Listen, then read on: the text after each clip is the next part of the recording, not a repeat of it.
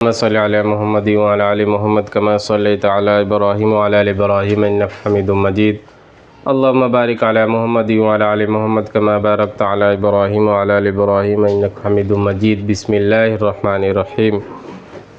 حضور صلی اللہ علیہ وسلم کا ارشاد ہے کہ خود حق تعالی شانہ اور اس کے فرشتے سحری کھانے والوں پر رحمت نازل فرماتے ہیں. حضور صلی اللہ علیہ وسلم کا ارشاد ہے کہ حق تعالی شانہ اور اس کے فرشتے سحری کھانے والوں پر رحمت نازل فرماتے ہیں. فائدہ کس قدر اللہ جل شانہ کا انعام و احسان ہے کہ روزہ کی برکت سے اس سے پہلے کھانے کو جس کو سحری کہتے ہیں امت کے لیے ثواب کی چیز بنا دیا اور اس میں بھی مسلمانوں کو اجر دیا جاتا ہے. بہت سی حدیث میں سحری کھانے کی فضیلت اور اجر کا ذکر ہے. علامہ عینی رحمۃ اللہ علیہ نے 17 صحابہ رضی اللہ عنہ سے اس کی فضیلت کی حدیث نقل کی اور اس کے مستحب ہونے پر اجماع نقل کیا ہے. بہت سے لوگ کاہلی کی وجہ سے اس فضیلت سے محروم رہ جاتے ہیں اور بعض لوگ تراویح پڑھ کر کھانا کھا کر سو جاتے ہیں اور وہ اس کے ثواب سے محروم رہتے ہیں.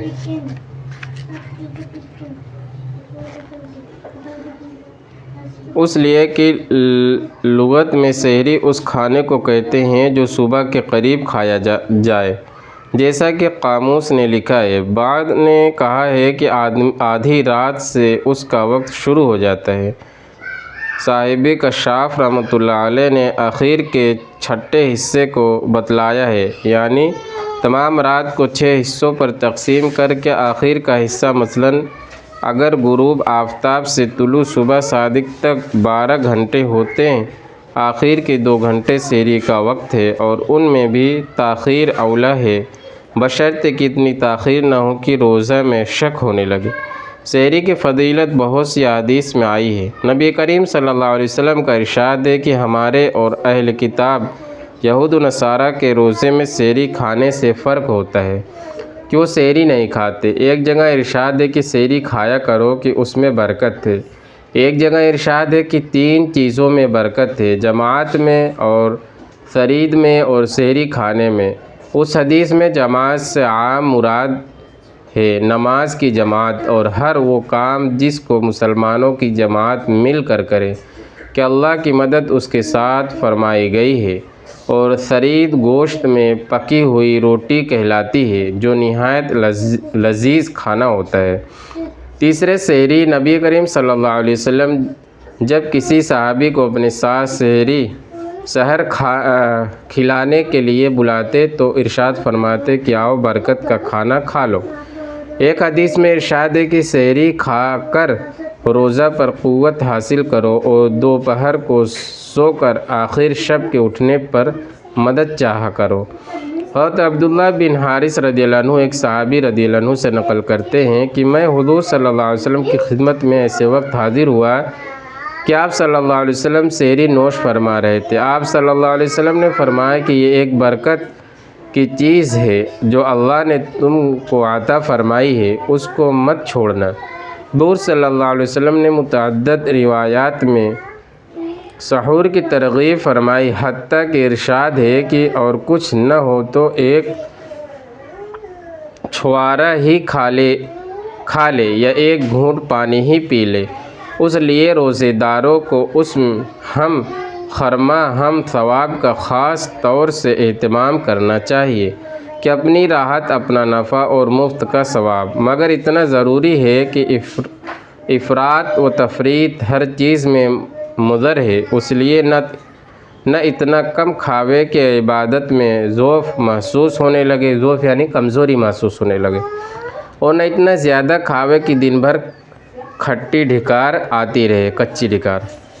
خود ان احادیث میں بھی بہت کھانے کی ممانعت آئی ہے. حافظ ابن حجر بخاری کی شرح میں تحریر فرماتے ہیں کہ سحری کی برکات مختلف وجوہ سے ہے.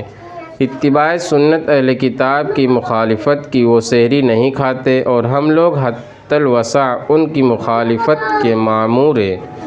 نیز عبادت پر قوت، عبادت میں دل بستگی کی زیادتی، نیز شدت بھوک سے اکثر بد خلقی پیدا ہو جاتی ہے.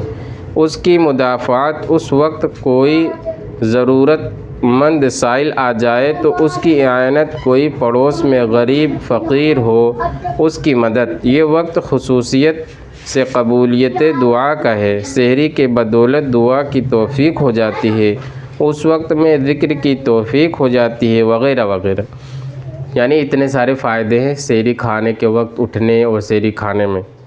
ابن دقیق العید رحمۃ اللہ علیہ کہتے ہیں کہ صوفیہ کو سحور کے مسئلے میں کلام ہے کہ وہ مقصد روزہ کے خلاف ہے، اس لیے کہ مقصد روزہ پیٹ اور شرمگاہ کی شہوت کا توڑنا اور سحری کھانا اس مقصد کے خلاف ہے، لیکن صحیح یہ ہے کہ مقدار میں اتنا کھانا کہ یہ مصلحت بالکلیہ فوت ہو جائے، یہ تو بہتر نہیں۔ اس کے علاوہ حسب حفیظ و ضرورت مختلف ہوتا رہتا ہے۔ بندے کے ناقص خیال میں اس بارے میں قول فیصل بھی یہی ہے کہ اصل سحور و افطار میں تقلیل ہے، مگر حسب ضرورت اس میں تغیر ہو جاتا ہے۔ مثلاً طلبہ کی جماعت کے ان کے لیے تقلیل طعام نافع صوم کے حاصل ہونے کے ساتھ تحصیل علم کی مضرت کو شامل ہے، اس لیے ان کے لیے بہتر یہ ہے کہ تقلیل نہ کرے کہ علم دین کی اہمیت شریعت میں بہت زیادہ ہے۔ اس طرح ذاکرین کی جماعت علی ھذا دوسری جماعتیں جو تقلیل طعام کی وجہ سے کسی دینی کام میں اہمیت کے ساتھ مشغول نہ ہو سکے۔ نبی کریم صلی اللہ علیہ وسلم نے ایک مرتبہ جہاد کو تشریف لے جاتے ہوئے اعلان فرما دیا کہ سفر میں روزہ نیکی نہیں، حالانکہ رمضان المبارک کا روزہ تھا، مگر اس جگہ جہاد کا تقابل آ پڑا تھا۔ البتہ جس جگہ کی کسی ایسے دینی کام میں جو روزہ سے زیادہ اہم ہو، ضعف اور کسل روانہ ہو، وہاں تقلیل طعام ہی منسوب ہے۔ شرح اقناع میں علامہ شعرانی رحمۃ اللہ علیہ سے نقل کیا ہے کہ ہم سے اس پر عہد لیے گئے کہ پیٹ بھر کر کھانا نہ کھائے، بالخصوص رمضان المبارک کی راتوں میں۔ بہتر یہ ہے کہ رمضان کے کھانے میں غیر رمضان سے کچھ تقلیل کرے، یعنی کم کھائے، اس لیے کہ افطار و سحری میں جو شخص پیٹ بھر کر کھائے اس کا روزہ ہی کیا ہے۔